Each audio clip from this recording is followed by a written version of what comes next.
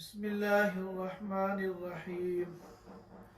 अल्हम्दुलिल्लाहि नहमदुहु व नस्तईनुहु व नस्तगफिरुहु व नु'मिनु बिही व नतवक्कलु अलैहि व नऊज़ु बिल्लाहि मिन शुरूरि अनफुसिना व मिन सय्यिआति अअमालिना।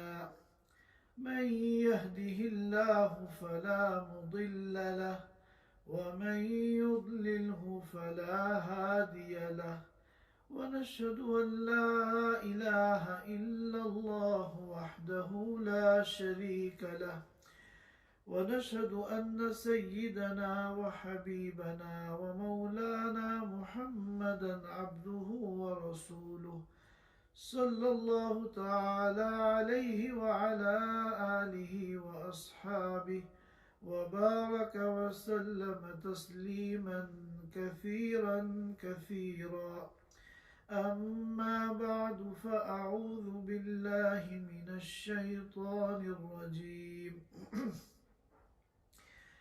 शहरु रमज़ानल्लज़ी उन्ज़िल फ़ीहिल क़ुरआन हुदल लिन्नासि व बय्यिनातिन मिनल हुदा वल फुरक़ान।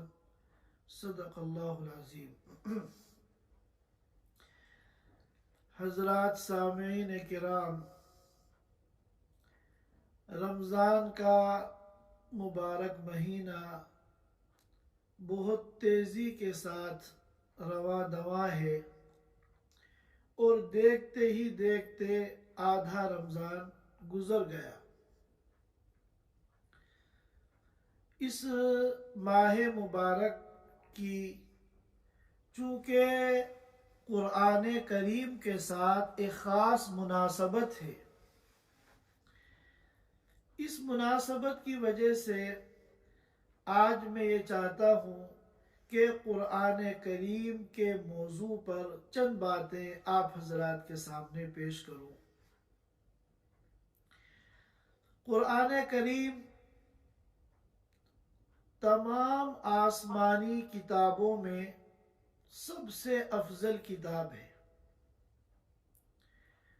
और चूँकि अल्लाह ताला को इस किताब को अफजल बनाना था, इसलिए क़ुरआन के नुज़ूल के ताल्लुक़ से जितनी भी चीज़ें हैं अल्लाह ताला ने सब A1 इख्तियार की है। तमाम अफजल चीज़ों को अल्लाह ताला ने नुज़ूल क़ुरआन के लिए मुंतखब फरमाया है। क्यों? इसलिए कि क़ुरआन को तमाम आसमानी किताबों में सबसे अफजल करार देना है। चुनाचे क़ुरआन नाजिल हुआ ऐसे रसूल पर जो तमाम रसूलों में सबसे अफजल है, यानी रसूलुल्लाह सल्लल्लाहु अलैहि वसल्लम, जो सय्यिदुल अंबिया वल बशर हैं, खातमुल अंबिया वल मुरसलीन हैं।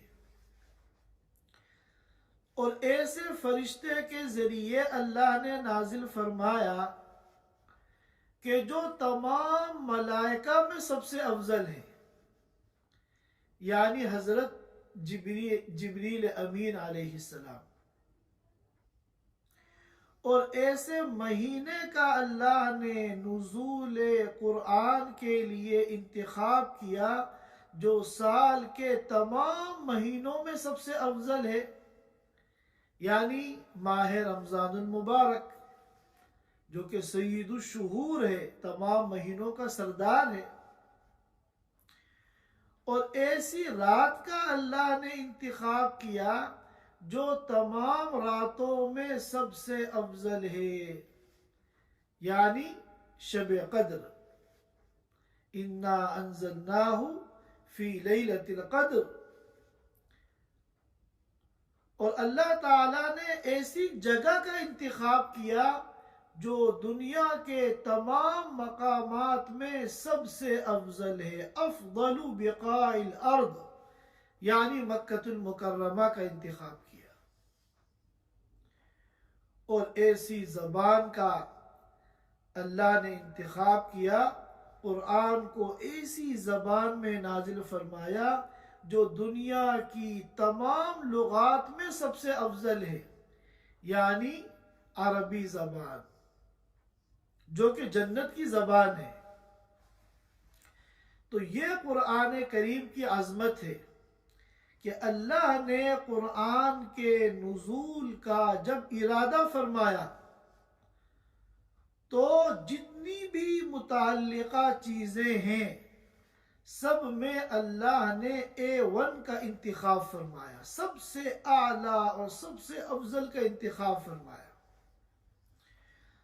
और कुरान करीम इसका इस माह मुबारक के साथ बहुत गहरा ताल्लुक़ है, क्योंकि ये कुरान रमज़ान के महीने में नाजिल हुआ है।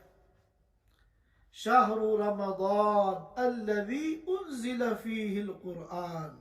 अभी ये आयत सूरतुल बकरा की मैंने आप हज़रात के सामने तिलावत की है कि ये रमज़ान का महीना ये वही महीना है जिसमें कुरान नाजिल हुआ है। और इस महीने की भी 27वीं शब में, जो कि शब कद्र है, उस शब कद्र में अल्लाह पाक ने इस कुरान को नाजिल फरमाया। और सिर्फ कुरान ही नहीं बल्कि हर आसमानी किताब का इस महीने से ख़ास ताल्लुक़ है। चुनाचे दीगर अम्बिया के ऊपर जो किताबें नाजिल हुई हैं और सहीफ़े नाजिल हुए हैं, उनके बारे में भी आता है कि वो रमज़ान के इस मुबारक महीने की ही मुख्तलिफ तारीख़ों में नाजिल हुए हैं। यहाँ एक बात जहन में आती है कि हम तो देखते हैं कि कुरान जो नाजिल हुआ है वो तो जो 23 साला दौरे नबवी है, 13 साल मक्के का क़ियाम और 10 साल मदीने का क़ियाम, इसके 23 साल के अरसे में मुख्तलिफ महीनों में मुख्तलिफ अय्याम में शान नुज़ूल के एतबार से कुरान नाजिल हुआ है। सारा कुरान अल्लाह के रसूल पर रमज़ान के महीने में नाजिल हुआ हो ऐसा तो नहीं है। तो फिर ये क्यों कहा जाता है शाहरु रमज़ान अल्लज़ी उन्ज़िल फ़ीहिल कुरान, के रमज़ान के कुरान रमज़ान के महीने में और शब कद्र में नाजिल हुआ है? ये बात क्यों कही जाती है? इस बात को समझने की ज़रूरत है। कुरान का नुज़ूल 2 मरतबा हुआ। एक मरतबा कुरान का नुज़ूल हुआ लोहे महफूज से आसमाने दुनिया पर। ये जो नुज़ूल हुआ है कुरान का, इसमें पूरा कुरान एक ही मरतबा में नाजिल हो गया लोहे महफूज से आसमाने दुनिया पर। फिर आसमाने दुनिया से जनाब रसूलुल्लाह सल्लल्लाहु अलैहि वसल्लम के सीने मुबारक पर वही के ज़रिए नुज़ूल हुआ। 23 साल के अरसे में मुख्तलिफ महीनों में मुख्तलिफ औकात में मुख्तलिफ अय्याम में शान नुज़ूल के एतबार से। तो ये बात जो कही जाती है कि कुरान रमज़ान में शब कद्र में नाजिल हुआ है, ये नुज़ूल अव्वली के बारे में कही जाती है। और चूँकि कुरान की रमज़ान से एक बहुत ख़ास मुनासबत है, इसी वजह से रिवायतों में आता है कि हज़रत जिब्रील अमीन रमज़ान में तशरीफ़ लाते थे और अल्लाह के रसूल सल्लल्लाहु अलैहि वसल्लम के साथ कुरान का दौर करते थे।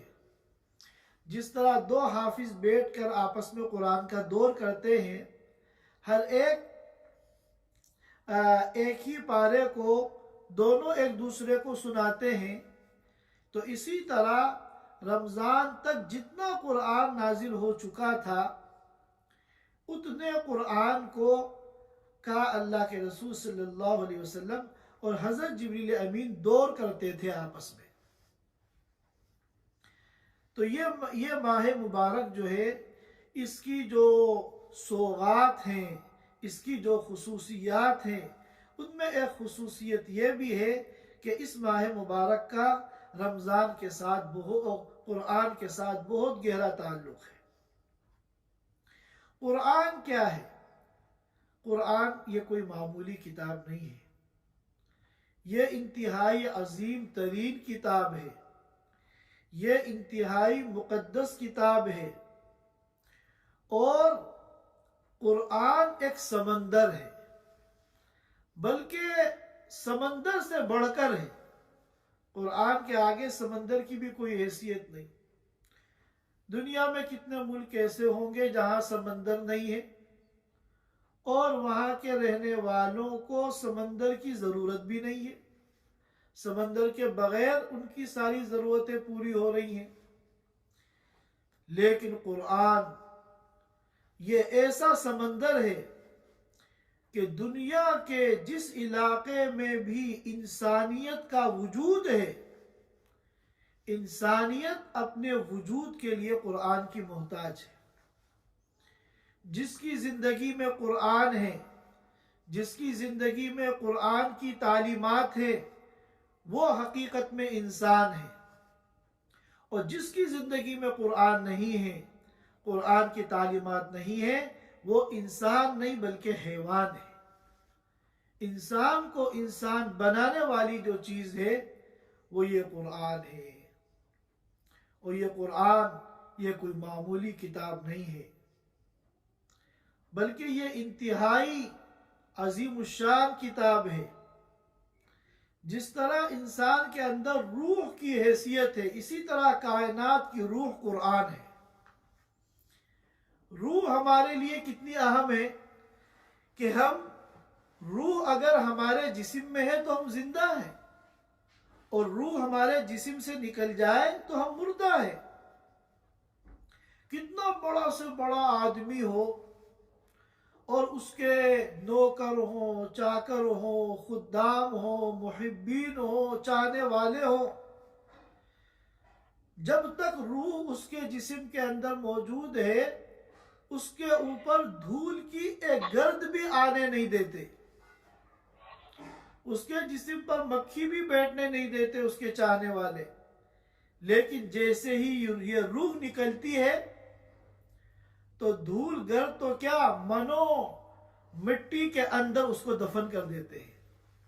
तो मालूम हुआ कि रूह का किरदार कितना अहम है इंसान के लिए। इसी तरह कुरान इस कायनात की रूह है।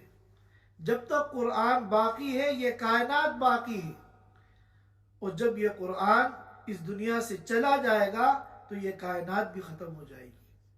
हदीसों में आता है कि जब क़ियामत करीब होगी तो अचानक लोग गौर करेंगे कि काबा जो है वो नजर नहीं आ रहा है, अल्लाह ताला बैतुल्लाह को उठा लेंगे। लोग इसी परेशानी के आलम में होंगे कि अचानक पता चलेगा कि कुरान भी उठा लिया गया। कुरान के सहीफे मुसहफ मौजूद हैं, मगर अंदर से नुकूश मौजूद हैं, मगर उससे कुरान को उठा लिया गया। हुफ़ाज़े किराम मौजूद हैं, मगर उनके सीनों से कुरान को उठा लिया जाएगा। और जैसे ही इस कायनात से कुरान को उठाया जाएगा, उसके बाद फिर क़ियामत आ जाएगी और ये कायनात जो है तबाह हो जाएगी। हम लोगों को असल में कुरान बैठे बिठाए मिल गया। इतनी बड़ी अल्लाह की नेमत हमें चूंकि फ्री में मिली है, इसलिए हम इसकी कदर नहीं करते। कई कई दिन गुजर जाते हैं, हम लोग कुरान को खोलने की जहमत गवारा नहीं करते। सहाबा किराम से कुरान की अजमत को पूछो, जिन्होंने बड़ी कुर्बानियों से, मशक्क़तों से कुरान को हासिल किया। हमारे यहाँ तो आला किस्म की एयर कंडीशन मस्जिदें हैं, लाइटों का इंतज़ाम है, और उम्दा तबात के साथ एक से एक खूबसूरत कुरान मस्जिदों के अंदर रखे हुए हैं, हमारे घरों के अंदर मौजूद हैं। और ज़्यादा सहूलत की बात यह है कि अगर हम कहीं सफ़र वगैरह में जा रहे हैं और हमारे पास कुरान मौजूद नहीं है और हम अल्लाह की तौफीक से तिलावत करना चाहते हैं, तो हमारे मोबाइल के अंदर भी कुरान मौजूद है। यहाँ इस बात को समझ लें कि कुरान की अज़मत और कुरान के एहतराम का तकाजा तो ये है कि हम कुरान की तिलावत मुसहफ में देख कर करें।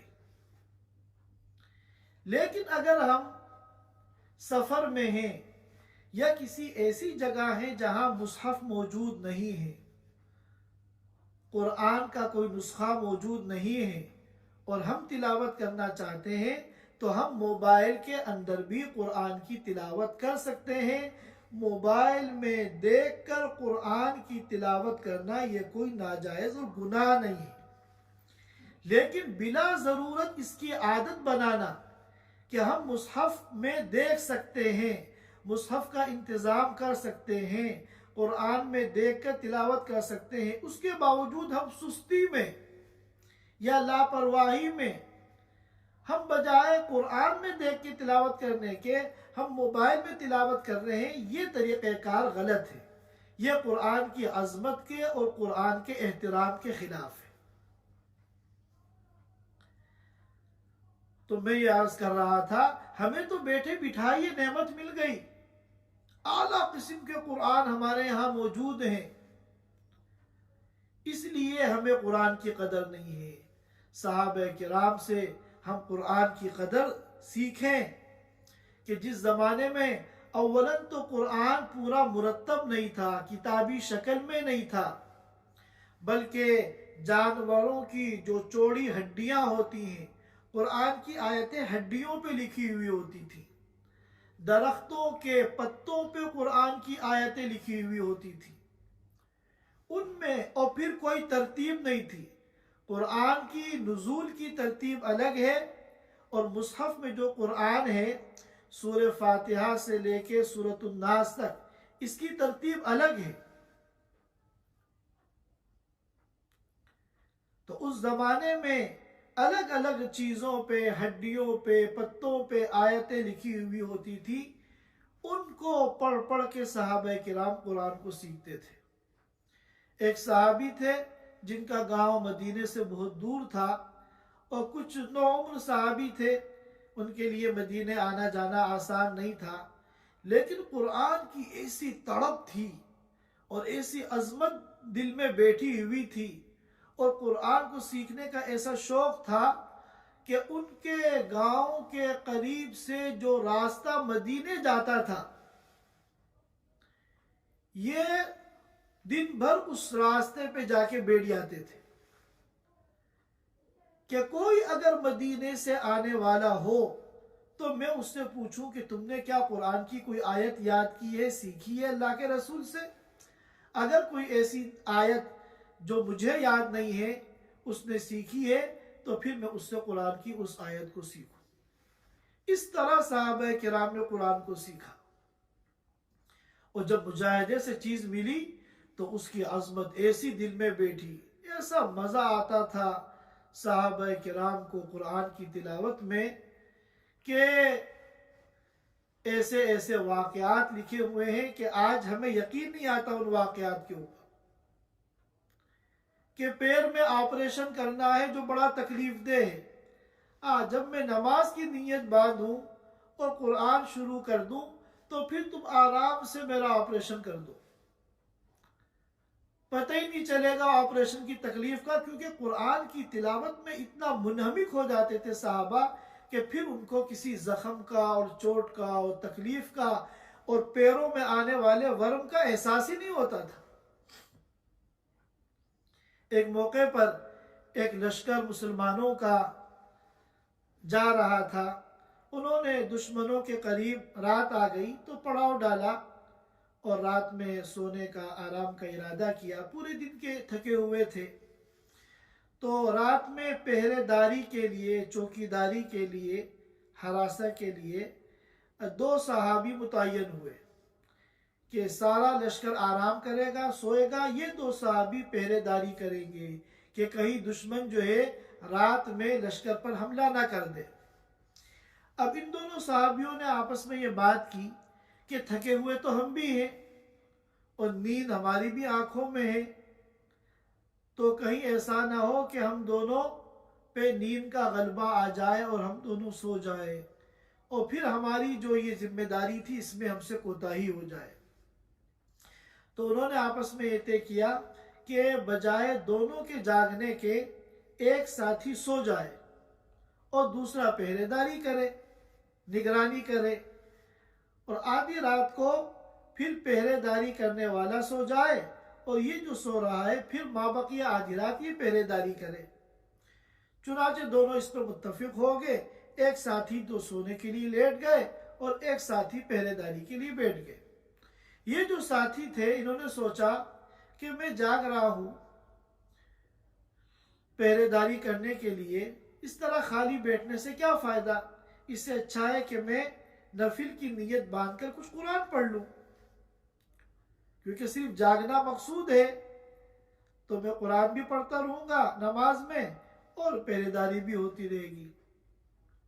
चुनाचे उन्होंने नफिल की नीयत बांधी और सूरतुल कहफ उन्होंने शुरू कर दी और इतना उनको इसकी तिलावत के अंदर मजा आने लगा कि वो बिल्कुल मुनहमिक हो गए। दुश्मनों ने जो दूर से ताक में थे उन्होंने देखा कि सारा लश्कर सो रहा है, मौका बहुत अच्छा है हमला करने का, लेकिन कुछ आवाज आ रही है, कुछ आवाज जो ये तिलावत कर रहे थे, तो चूंकि वो लोग दूर थे आवाज तो साफ नहीं जा रही थी, लेकिन आवाज जा रही थी कि आवाज आ रही है और कोई चीज खड़ी हुई है। फासला इतना था वो ये नहीं समझ पा रहे थे कि ये कोई इंसान खड़ा हुआ है नमाज पढ़ रहा है। उनको तरद्दुद था कि आया ये कोई इंसान है जो खड़ी हुई चीज नजर आ रही है, ये किसी दरख्त का तना है। उन्होंने कहा कि चलो एक तीर मारते हैं इस पर। चुनांचे उन्होंने एक तीर चलाया और वो सीधा उस सहाबी के जिस्म में जाके घुस गया और उनके खून निकलने लगा। लेकिन उनको सूरह कहफ की तिलावत में इतना मजा आ रहा था उन्होंने उसकी परवाह नहीं की। थोड़ी देर के बाद उन लोगों ने फिर दूसरा तीर मारा, वो भी उनके जिस्म में जाके लगा। अब खून जो है वो भलभला के ज्यादा निकलने लगा। अभी भी इनका जी नहीं चाह रहा था कि मैं तिलावत को मुनक़ते करूं, लेकिन इन्होंने ये सोचा ऐसा न हो कि खून के ज्यादा निकलने की वजह से मैं बेहोश हो जाऊं और एक साथी तो पहले से सो रहा है, मैं भी अगर बेहोश हो जाऊंगा तो फिर दुश्मन फायदा उठाकर हमारे लश्कर पर हमला कर सकते हैं। तो चुनाचे उन्होंने फिर नमाज अपनी ख़त्म की और अपने साथी को उठाया और पूरा वाक़या बताया और ये कहा कि जी तो ये चाह रहा था कि मैं तीर पे तीर खाता रहूं मगर अपनी सूरह कहफ की तिलावत को पूरा करूं, लेकिन चूंकि अपनी ड्यूटी के अंदर कोताही का डर है इसलिए मैंने अपनी तिलावत को मौकूफ करके तुम्हें उठाया है। तो ये सहाबा किराम का जज्बा था कुरान के साथ। आज चूंकि हमें कुरान बहुत आसानी के साथ मिल गया है, बड़े बगैर कुर्बानी के मिल गया है, इसलिए हमारे घरों में कुरान रखा रहता है। कई कई दिन गुजर जाते हैं, हमें तौफीक नहीं होती कि हम कुरान को उठा के हम कुरान की तिलावत करें। याद कीजिए, याद रखिए कि यह कुरान, इससे ताल्लुक को बनाना, इससे मुनासबत को कायम करना और इसका हक अदा करना, यह हमारी दुनिया के लिए भी ज़रूरी है, हमारी आखिरत के लिए भी ज़रूरी है। यह हमें दुनिया में भी काम आएगा, ये जो है आलम बरज़ख में भी हमारे काम आएगा, कब्र में भी कुरान हमारे काम आएगा और आखिरत में भी ये कुरान हमारे काम आएगा। और अगर हमने कुरान के साथ ताल्लुक़ को कायम नहीं किया, कुरान की अज़मत को अपने दिल में नहीं बिठाया और कुरान के सीखने का और कुरान की तिलावत का ख़ास एहतिमाम नहीं किया, तो ये हमारी दुनिया का भी नुकसान है, हमारी आखिरत का भी नुकसान है। अगर हम कुरान से अपने ताल्लुक़ को मजबूत कर लें, याद रखिए हमारी दुनिया भी बन जाएगी, हमारी आखिरत भी बन जाएगी। हर हर कदम पर, हर हर मौके पर यह कुरान जो है हमारे काम आएगा। दुनिया में तो कुरान की बरकत से न जाने कितने काम बन जाते हैं, ऐसे ऐसे बड़े बड़े काम जो बज़ाहिर नामुमकिन नजर आते हैं, अल्लाह ने कुरान की छोटी छोटी आयतों में ऐसी तासीर रखी है कि बंदा यकीन के साथ उस आयत को पढ़ता है और अल्लाह ताला उसका काम बना देते हैं। और ये दुनिया की जिंदगी में हमारा दुस्तूरुल अमल है, ये दुस्तूर हयात है। जिस तरह हम मार्केट से कोई मशीन खरीद के लेके आते हैं इलेक्ट्रॉनिक, तो उसमें गाइड बुक होती है। अगर उस गाइड बुक के अंदर तालीमात होती हैं, हिदायत होती हैं, इस्तेमाल के मुतालिक ज़रूरी बातें होती हैं, अगर उन हिदायत और तालीमात के मुतालिक उसको इस्तेमाल किया जाता है तो फिर वो कामयाब निकलती है, सक्सेसफुल होती है, उसकी लाइफ लंबी होती है। और अगर उन तालीमात के खिलाफ उसको इस्तेमाल किया जाता है, चंद दिन में वो खराब हो जाती है। तो इसी तरह कुरान जो है ये हमारी गाइड बुक है। हम अगर दुनिया की जिंदगी कुरान की तालीमात के मुताबिक गुजारेंगे तो हम दुनिया में भी कामयाब होंगे और आखिरत में भी कामयाब होंगे। और अगर हमने दुनिया की जिंदगी कुरान की हिदायत के खिलाफ गुजारी तो हम दुनिया में भी तबाह व बर्बाद होंगे और आखिरत में भी तबाही हमारा मुकद्दर होगी। अल्लाह पाक हम सब की हिफाजत फरमाए। ये तो दुनिया में इसके काम आने की बात थी। जब हमारा इस दुनिया से जाने का वक्त आएगा और हम कब्र में दफन किए जाएंगे तो अजाब कब्र बरहक है। और अजाब कब्र जो है सिर्फ कुफारी पे नहीं आएगा, ईमान वालों पर भी आएगा। अगर हमने जिंदगी में कुरान का हक अदा किया, कुरान से मोहब्बत की, कुरान की हमने जी लगाकर तिलावत की, उसकी कदरदानी की, तो हदीस में आता है कि ये कुरान जो है हम कब्र में हमारे सिरहाने आ जाएगा, सर के पास। और हदीस में ये भी बताया गया कि दाईं जानिब नमाज आ जाएगी। अगर बंदा सच्चा और पक्का नमाजी था, उसने नमाज का हक अदा किया, तो नमाज उसकी दाईं तरफ आ जाएगी। रोजे रखे थे, रोजों का हक अदा किया था, तो रोजा बाईं तरफ आ जाएगा। और अल्लाह के रास्ते में सदकात किए थे, खैरात किए थे, अल्लाह के रास्ते में खर्च किया था, गरीबों की मदद की थी, तो ये सदकात और खैरात ये पाँव की तरफ आ जाएंगे। अब अगर अजाब कब्र सर की तरफ से आएगा तो कुरान उसका दिफा करेगा और उस बंदे मोमिन तक अजाब को पहुंचने से रोक देगा।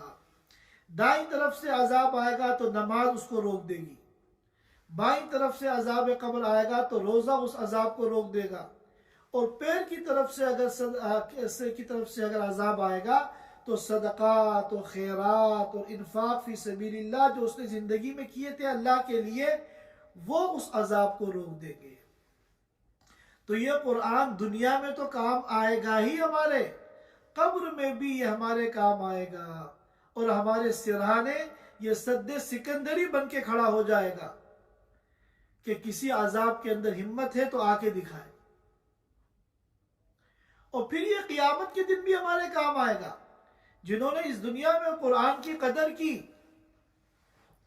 कुरान के सीखने का, कुरान की तिलावत का, कुरान को समझने का, कुरान पर अमल करने का, कुरान की तरफ सारी इंसानियत को बुलाने का हक अदा किया, तो क़यामत के दिन यही कुरान इस बंदे के लिए सिफारिश करेगा। कितने लोग ऐसे होंगे जो आमाल अपने बाज गुनाहों की वजह से मुस्तहिक बन जाएंगे जहन्नम के, लेकिन उन्होंने कुरान के साथ जो है मोहब्बत कायम की थी दुनिया में, तो कुरान जो है वो शफाअत करेगा, अल्लाह से कहेगा कि अल्लाह इसने मुझसे मोहब्बत की थी, इसने मेरी तिलावत की थी, इसने मेरा एहतिमाम किया था, लिहाजा मैं सिफारिश करता हूं कि आप इसको जहन्नम से बचा दें। चुनाचे अल्लाह उसकी सिफारिश को कबूल करेंगे और वो बंदा जो है जहन्नम से बच जाएगा। तो ये कुरान जो है ये कोई मामूली अल्लाह की दौलत नहीं है, ये कोई मामूली नेमत नहीं है, ये हर कदम पे हमारे काम आने वाली चीज है। हमें ये चाहिए कि हम सबसे पहले कुरान को सीखें। तजवीद के जो कवायद हैं, हुरूफ की अदायगी के जो तरीक़े हैं, कहाँ मद करना है, खींचना है, कहाँ कसर करना है, कम खींचना है, कहाँ गुन्ना करना है, नाक में आवाज़ ले जानी है, ये सारे जो मोटे मोटे कवायद हैं हम इनको सीखें और तजवीद के मुताबिक हम कुरान पाक की तिलावत करें। दुनिया की हर चीज़ में तो हम क्वालिटी देखते हैं, हम चाहते हैं कि आला ब्रांड की हमारी चीज़ हो और हम मादी एतबार से, दुनिया की एतबार से दिन ब दिन तरक्की करना चाहते हैं। मगर कुरान की तिलावत जो हर हर कदम पे हमारे काम आने वाली चीज़ है, जो कब्र में और मैदान हश्र में हमारे काम आने वाली चीज़ है, उसकी तिलावत में क्वालिटी की हमें कोई फिक्र नहीं है। 15 साल की उम्र में जैसा कुरान हमने पढ़ना सीखा था, आज 40-50 साल की उम्र में भी हम वैसा ही कुरान पढ़ रहे हैं। यहां हमें आखिर क्वालिटी की फिक्र क्यों नहीं है? क्या यह कुरान की कदरदानी है? याद रखिए कि हमेशा अच्छा से अच्छा कुरान पढ़ने की कोशिश कीजिए। और आजकल तो बड़ी सहूलियात हैं, इंटरनेट के ऊपर बड़े बड़े कारियों की तिलावत है और ऐसे ऐसे दुरूस है कुरान को सिखाने के लिए कि अगर आपके पास मस्जिद में जाकर इमाम साहब से सीखने का मौका नहीं है तो आप नेट पर अपने कुरान की तिलावत सही कर सकते हैं। ज़य्यिनुल कुरान बिअस्वातिकुम, ये हमसे मुतालबा है कि कुरान को अपनी आवाज़ों से मुज़य्यन करो, डेकोरेट करो और खूबसूरत से खूबसूरत तिलावत में तिलावत करने की कोशिश करो। तो हम कुरान को सीखें और अपने बच्चों को हम कुरान सिखाएं। सबसे पहली चीज़ अपने बच्चों को जो हमें सिखानी है वो कुरान। ये नक्श अव्वल जो है हमारे मासूम बच्चों के दिलों में, वो कुरान का होना चाहिए। सबसे पहले अपने बच्चों के सीनों में कुरान को उतार दीजिए, कुरान को इनके सीनों में महफूज कर दीजिए। फिर बाद में जिंदगी के अंदर जो भी लाइन इख्तियार करें तालीम की, और जिस मैदान में भी जाएं, जिस शोबे के अंदर भी ये जाएंगे, इंशाअल्लाह इनके सीने में जो कुरान का नूर है वो हर जगह जो है इनकी रहनुमाई करेगा, हर जगह इन बच्चों की हिफाजत करेगा। लिहाजा हम सब लोग इसका एहतिमाम करें। हम दुनिया की तालीम की बड़ी फिक्र करते हैं, बड़ा बड़ा खर्चा भी करते हैं, महंगे से महंगे स्कूलों में दाखिल करते हैं, आला से आला किस्म के ट्यूशन लगाते हैं, लेकिन कुरान के सिखाने के लिए जिसमें दुनिया और आखिरत की हमारी कामयाबी छुपी हुई है, हमारा कोई एहतिमाम नहीं है। लिहाजा एहतिमाम करें अपने बच्चों को कुरान के सिखाने का, उससे कहीं ज़्यादा एहतिमाम जितना हम अपनी दुनियावी तालीम के लिए करते हैं। और फिर जब कुरान की तिलावत करें तो पूरे ध्यान से तिलावत करें। याद रखिए, हम जैसे कुरान खोल के बैठेंगे शैतान जो है हरकत में आ जाएगा। शैतान को पता है कि अगर इसने ध्यान के साथ कुरान की तिलावत कर ली तो इसको कुरान की तिलावत में मजा आने लगेगा, और अगर कुरान की तिलावत में इसको मजा आ गया और कुरान से मोहब्बत और ताल्लुक इसका कायम हो गया तो इसकी दुनिया भी बन जाएगी, इसकी आखिरत भी बन जाएगी। लिहाजा वो पूरी कोशिश करता है कि इसका ध्यान कहीं और हटा दे। चुनाचे पूरे दिन जो ख्यालात हमें नहीं आते, कुरान लेके जैसे ही बैठेंगे वो ख्यालात आने शुरू हो जाएंगे। यही वजह है कि किसी भी इबादत के शुरू में शैतान से पनाह मांगने का हुक्म नहीं दिया गया। नमाज हम शुरू करते हैं अल्लाहु अकबर कहकर,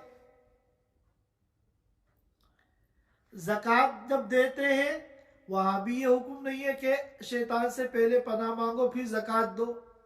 हज करते हैं वहां भी ये हुक्म नहीं है। रोजा रखते हैं उसमें भी ये हुक्म नहीं है। लेकिन तिलावत कुरान ऐसी इबादत है कि जब बंदा तिलावत शुरू करे तो उसको ये हुक्म दिया गया। क्या हुक्म दिया गया? फ़इज़ा क़रअतल कुरान फ़स्तइज़ बिल्लाहि मिनश शैतानिर रजीम, कि जब कुरान की तिलावत शुरू करो तो पहले क्या कहो? औज़ु बिल्लाहि मिनश शैतानिर रजीम। क्यों? इसलिए कि जब बंदा कुरान पढ़ता है, अगर उसने जी लगा के कुरान को पढ़ा और कुरान की अजमत का सिक्का उसके दिल में बैठ गया तो शैतान का सारा प्लान जो है फेल हो जाएगा। शैतान का मंसूबा क्या है? इन्नमा यदउ हिज़्बहु लियकूनु मिन अस्हाबिस सईर, कि शैतान अपने मानने वालों को दावत देता है, बुलाता है। क्यों? ताकि ये जहन्नमी बन जाए। लियकूनु मिन अस्हाबिस सईर। और कुरान से अगर ताल्लुक बंदे का कायम हो जाएगा तो इसके इस सारे मंसूबे के ऊपर पानी फिर जाएगा। तो इसीलिए खुसूसियत के साथ इस इबादत के मौके पर अल्लाह ने हुक्म दिया कि कुरान जब भी शुरू करना तो तिलावत से पहले आऊज़ु बिल्लाहि मिनश शैतानिर रजीम पढ़ना। नमाज शुरू करते हुए भी आऊज़ु बिल्लाह का हुक्म नहीं दिया। जब नमाज आप शुरू कर देंगे अल्लाहु अकबर कहकर, फिर आप सना पढ़ेंगे, फिर जब तिलावत करेंगे तो तिलावत से पहले आपको आऊज़ु बिल्लाह पढ़ना है, आऊज़ु बिल्लाह और बिस्मिल्लाह। तो हम जो है कुरान को ध्यान से पढ़ें। और उलमाए किराम ने कहा है कि अगर कोई बंदा मोमिन ऐसा है कि 24 घंटा गुजर जाए और वो कुरान की तिलावत ना करे तो ये अलामत है इस बात की कि ये कुरान की नाकदरी कर रहा है। लिहाजा हम 12 महीने का अपना ये मामूल बनाएं, रोजाना एक वक्त हमें निकालना है और हमें उसमें जी लगाकर बैठकर कुरान की तिलावत करनी है। और फिर कुरान का तदब्बुर है, कुरान को समझना। गरचे सारा दीन जो हमें उलमाए किराम बताते हैं, चाहे वो नमाज के मसाइल हों, चाहे वो तिजारत के मसाइल हों, चाहे वो ज़कात के मसाइल हों, ये सब कुरान ही का तदब्बुर है। ये सब तदब्बुर कुरान ही का नतीजा है। और जितनी हमें दीन की बातें बताई जाती हैं वो सब तदब्बुर कुरान का नतीजा है। लेकिन हमें चाहिए कि अहले हक उलमा के जो तर्जमे हैं, तफसीर हैं, हम उनका मुताला करें। और जहां कोई बात समझ में ना आए तो अपनी तरफ से सोचने के बजाय हम उलमाए किराम से मालूम करें। हज़रत मौलाना इलियास साहब रहमतुल्लाह अलैह फरमाते थे कि मैं ये चाहता हूँ कि हमारे दावत के साथी हदीस, तफसीर, फ़िक़्ह, इस्लामी तारीख़ और कुरान के तर्जमे का मुताला करें, ताकि जूं जूं दावत के एतबार से उनकी तरक्की हो, इल्मी एतबार से भी उनकी तरक्की हो। और फिर उसमें ये फरमाते थे कि अलबत्ता कुरान का जो मफहूम है, तफसीर है, ये बहुत नाजुक है। अहले हक उलमा का तर्जमा हम देखें और अगर कोई बात हमारी समझ में ना आए तो हम अहले हक उलमा से जो है मालूम करें। और उसके बाद फिर हमें कुरान की तरफ सारी इंसानियत को बुलाना है। तो नंबर 1 कुरान को सीखना है। कुरान को सीखना भी इतना बड़ा अमल है, इतना मुबारक अमल है कि हदीस में कहा गया खैरुकुम मन तअल्लमल कुरान व अल्लमहु, कि तुम में सबसे बेहतर, सबसे आला और सबसे अफजल वो लोग हैं जो कुरान को सीखते और सिखाते हैं।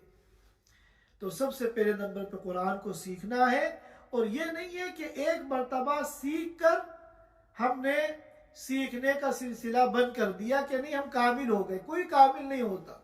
हमें तो मरने तक हर दिन अपनी तिलावत को आला से आला बनाने की फिक्र करनी है। और फिर जब तिलावत करें तो कुरान का अदब हो, कुरान का एहतराम हो। आम किताबों की तरह कुरान के साथ सुलूक ना हो कि हम जहाँ बैठे हैं, जहाँ हमारे पैर हैं, वहीं हमने कुरान रख दिया। कुरान का अदब, जितना कुरान का अदब करेंगे इतना ही कुरान से आपको फायदा होगा। बाअदब बानसीब, बेअदब बेनसीब। हमारा दीन में तो अदब ही अदब है। जितना अदब होगा इतना ही आपको नवाजा जाएगा, और बेअदब बेनसीब, और जिसके अंदर अदब नहीं है वो महरूम है। तो कुरान का अदब करें और तिलावत का एहतमाम करें, कुरान को समझने की कोशिश करें, और फिर कुरान की तालीमात की तरफ सारी इंसानियत को बुलाने का इरादा करें। अल्लाह ताला हम सबको कहने सुनने से अमल की तौफीक अता फरमाए। व आखिर दावाना अल्हम्दुलिल्लाहि रब्बिल आलमीन।